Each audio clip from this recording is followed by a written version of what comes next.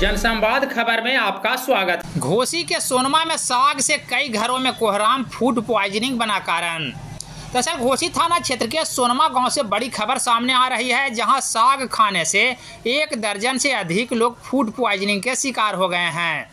लोगों की हालत बिगड़ते देख आनन फानन में ग्रामीणों ने इलाज को लेकर एम्बुलेंस के माध्यम से सदर अस्पताल जहानाबाद में भर्ती कराया है, जहां सभी का इलाज जारी है। घायलों में शकुंतला देवी, शिवानी कुमारी, सूरजमणि देवी, देवेंद्र कुमार, पंपी कुमारी, शुभम कुमार, चांदनी कुमारी, रूनी देवी, मंजू कला देवी एवं रामजी सिंह समेत कई लोग शामिल हैं। इस बाबत पीड़ित का बताना है कि जहानाबाद जिले के नुआमा गांव से साग आया था, जिसे कई घरों में बांटा गया था, जिसे खाने के बाद लोग बीमार हो गए हैं।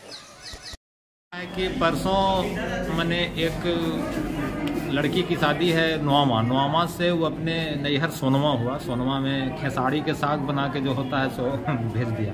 ठीक है, यहाँ 3-4 घर में उस साग का डिस्ट्रीब्यूट किए। बहना जो होता है देहात में, सोनमा गांव में, वो 4-5 घर में जो खाए सो इतना मैंने लेटरिन वोमिटिंग फूड पॉइजनिंग मतलब जो होता है बहुत विशेष मात्रा में इन लोग का हालत सीरियस है।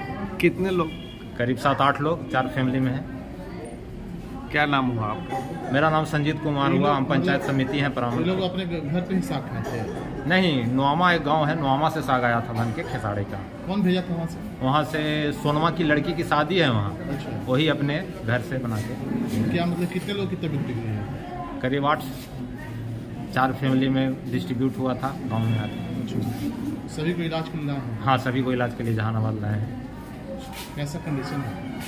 2-3 को हालत सीरियस में है और बाकी कुछ नॉर्मल है। क्या नाम है? संजीत कुमार, पंचायत समिति सदस्य परामर्श पंचायत।